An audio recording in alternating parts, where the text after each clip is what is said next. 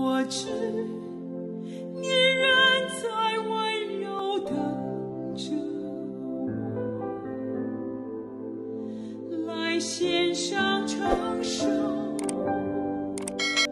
好，欢迎松恩牧师、雪伦师母，你们再一次来到我们的聊聊吧里面和大家一起来分享。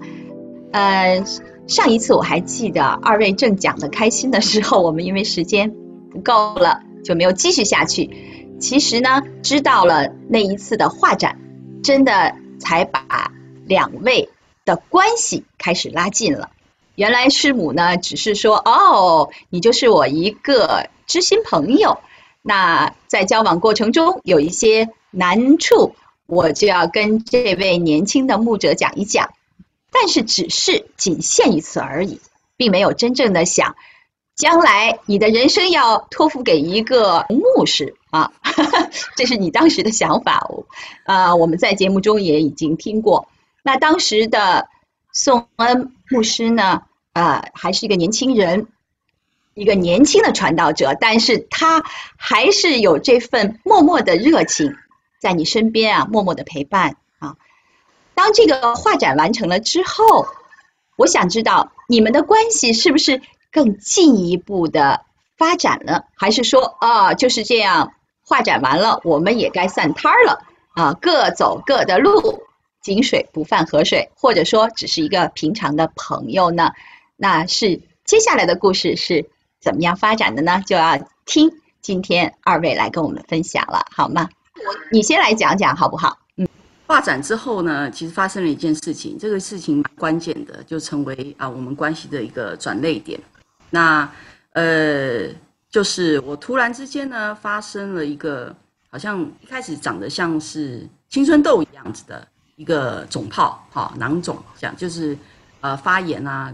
就是有脓包这样子。其实在哪里呢？在哪里？在下半身那我一开始没有觉得很严重，就像青春痘一样的。那后来居然就是疼痛到不行，然后就痛到昏倒，其实，然后送急诊室，然后呢医生呢做了一些基本处理，就说你这个叫瘘管发炎我不知道这是什么，他说他是细菌这个免疫力低吃出一个那个通道来，他说你要尽快在这个伤口闭合之前开一个刀，让我把这个清干，我就只好开刀啦我对开刀有一点也有恃无恐，就是事实上是因为我在小时候就说身体一向不太好，然后特别是在大学的时代，我之前有分享过，因为我们家的环境，然后父母的婚姻，以至于我有很多的成长里面的一个压力跟苦读所以我的免疫系统呢就反映出这个部分，腮腺炎变成腮腺轮流发炎，所以我在大学的时候就已经开过2次大刀住院10次有没有我都算不清楚了然后那个时候因为我们家人的关系呢，我妈妈是也不在身边，然后我爸爸呢就觉得你这么多老有这么多麻烦，所以我那时候非常没有安全感学费我爸爸付，但生活费我的自己要赚，所以那时候压力非常大，所以然后再加上身体又这么不好，所以呢心里非常都没有安全感，我就给我自己买了非常多的医疗保险我一般思维就觉得人不可靠，连父母都不可靠，我能靠谁呢？就靠钱，就靠保险保险公司起码能照顾我，对吧所以我就这种很大的一个不安全感是几年里面养成的，所以是陪我很长的时间，一直都对周围的人不信任，对家庭关系亲密关系就觉得无奈，所以我就去住院了，我就请假，想一个小刀嘛5天就可以住好了没有想到呢在这个过程当中好像把我放在一个地步，让我回想起当年的那个不安全感，当年的害怕恐惧，我突然之间一住院，我就觉得自己非常的软弱，我就觉得自己非常无助我就觉得自己好像没有我想象中的这么坚强我觉得我要找可靠的人来照顾我，你知道吧突然之间就有这种万一我再病倒了，那可怎么办？我不能看现在这个好像一切都好哈，不去居安思危，不行的，我还是得多考虑考虑啊。那时候左右一望哈，这个可靠的人还真少啊。对，又想到了宋恩传道是吗？然后他那时候真的是特别能够把握这个机会哈，就是照顾得很好哈。食物啊，然后去买什么就买什么，然后呢贴身照顾哈。那在那个过程当中，我又注意到他的更多的优点哈。以前觉得只看到缺点哈，就是哎呀，我不要出国，我不要做师母哈，就是他就算有优点，那个缺点也把优点吃掉了哈。但是呢，在这个人在急难的时候，那个雪中送炭的力量就不一样了。我就记得他就是哎呀，在周围照顾啊，而且我有亲戚朋友阿姨啊、姑姑啊来看我嘛，就看他这整个年轻人就是很真的端盆倒水的照顾我他们就很满意啊，就觉得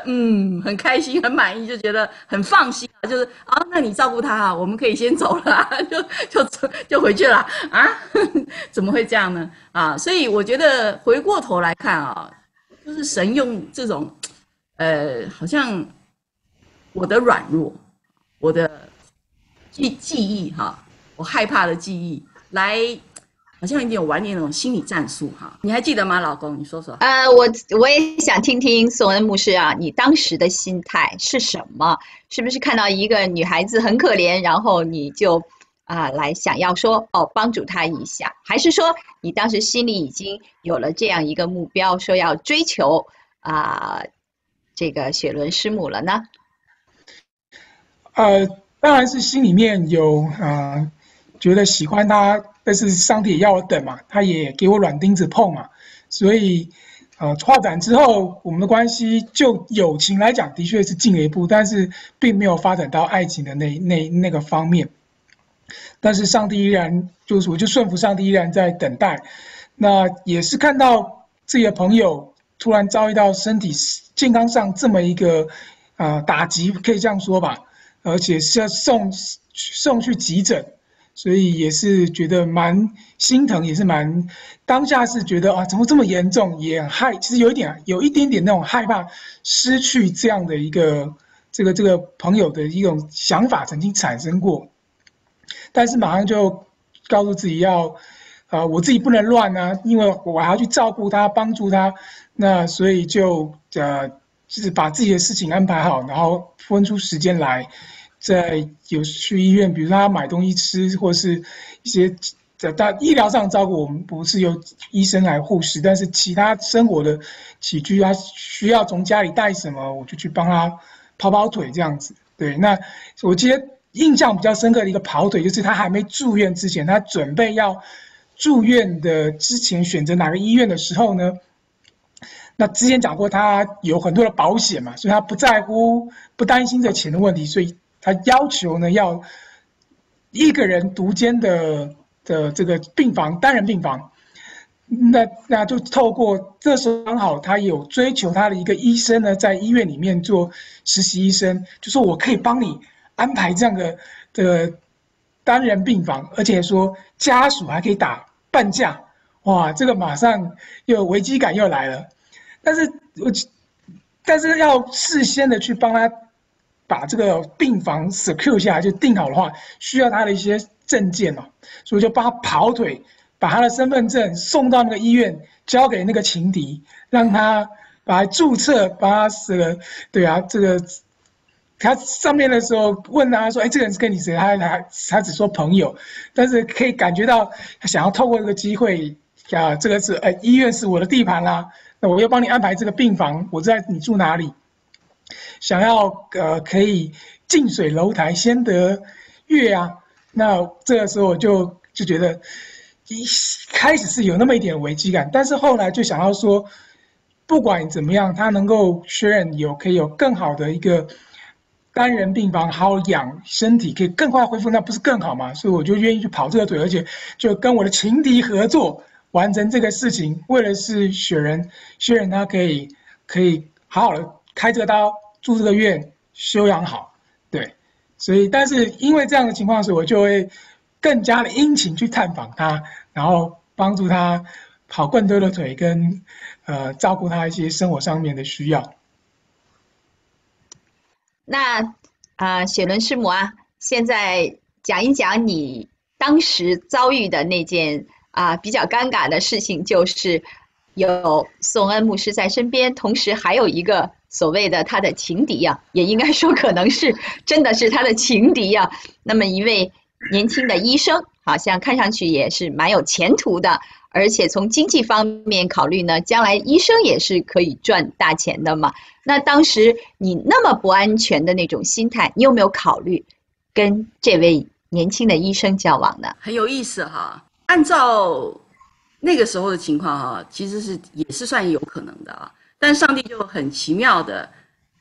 透过一个猫哈，那透过他的猫来改变了我的心啊。我透过这个猫我们之前有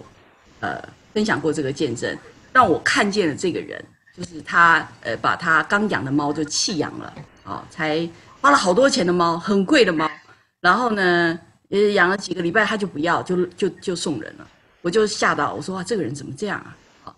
所以我觉得那神的带领也很奇妙哈，就是他就是帮助我去看清楚一些周围的情况，看清楚我自己的情况啊，我没有我以为的这么安全哈。人无远虑必有近忧嘛哈，我觉得实在是一个需要一个坚定负责任的肩膀来照顾我没有我想象中这么坚强啊，所以我觉得那样子的一个心态的一个转换是一个关键，我就开始认真的说好，我看我必须选一个好的对象啊，而不是说还是把大家都推得远远的哈。我觉得这件事情最有意思的是什么？在那个当下，我并没有意识到说这个住院这件事情它带来多么大的影响跟改变，直到多年后我结婚，我移民加拿大，然后我在牧会开拓教会，我老公他带我去，然后遇到非常多的困难。那个时候我真的是很苦啊，我又看看有没有后门可以跑啊，我就不断的在怀疑说，我是不是做错选择了？当年啊，我就在问神说，主啊，我到底有没有嫁对人？我到底适不适合做这个牧会？我到底是不是做错了选择？哈，你要告诉我。好，我就不断的寻求神。好，然后呢，神一开始默默不语哈。到有一天，他终于回应我了。好，他说：“你以为当年那个住院是意外吗？”哇，下子把我傻了。我说：“那不是意外吗？”我突然意识到说，对，我全身上下的细胞都在神的掌握之中。他要让哪个细胞发炎，他要让你哪个地方出状况，不是他说了算吗？啊，我以前从来没有意识到说神的手可以伸这么远，你知道吗？原来神他真的是可以让王的心在如垄沟的水一样，怎么说来着，老公？随意的流转，随意的流转。哎呀，我真不知道。然后我那时候就真的傻到了。然后我觉得有好几个月的时间，我没有办法消化这种情绪，那种上了贼船的情绪，那种被神设计了还不晓得的情绪，然后就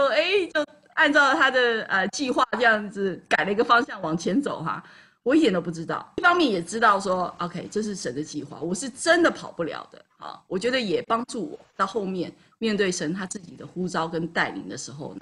更容易顺服，因为反正你也跑不了，还不如少吃点苦头啊。我就发现我那时候心真的太硬了啊，就是神发现来软的不行啊，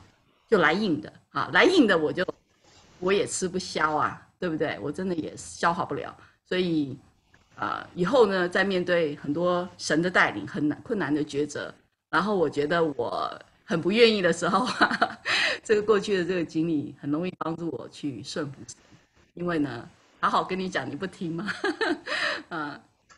这个也是给我们一个新的思考哈，就是有的时候我们的生活当中，我们经历一些灾难或者经历一些痛苦患难的时候呢，我们常常就是打问号在神的身上，就觉得说神啊，你是不是不要我了？或者说神啊，你是不是不爱我？给我这个计划啊？第三种想法就是说，神呢是不是你的计划没错，但是我选错了啊，所以呢变成了今天我要在这儿受苦了。很多时候我们就是因为它有局限了，所以就不明白神的心意啊。但是一定呢有一个答案给我们，那就是我们一定要等，就是这个时间它会给我们很好的一个答案和总结啊。就像神从创世开始就已经讲了，他要来拯救我们，那到今天好像还没有来呢，但是我们可以等。那我们也已经看到历史有很多的应验，在这当中一件一件的事情都让我们看到啊，神的话都在一点点应验。当然在你们的婚姻生活从开始相识，然后慢慢的一起走到一起，甚至呢走到今天，那其实当时肯定二位都没有想到，而且经历患难的时候，二位可能也在神的身上去打一个问号，到底我们是不是选错了？到底是不是神你的计划我没有领悟啊等等这个就给我们有一个疑问了。那其实这个也是一个很好的问题，就是说到底我们怎么样来明白神他是怎么带领我们的？到底我们选对了还是选错了呢？在你们的婚姻生活中，我相信就是有一个很好的实例来给我们大家展示和看到。那接下来呢，下一次呢，我就想说，你们可不可以继续在这方面再跟大家聊一聊呢？让那些好像觉得在神的旨意当中还有徘徊，或者是有疑问的朋友们，他们也可以解开他们的心结，好吗？好，谢谢牧师和师母。求你用我做你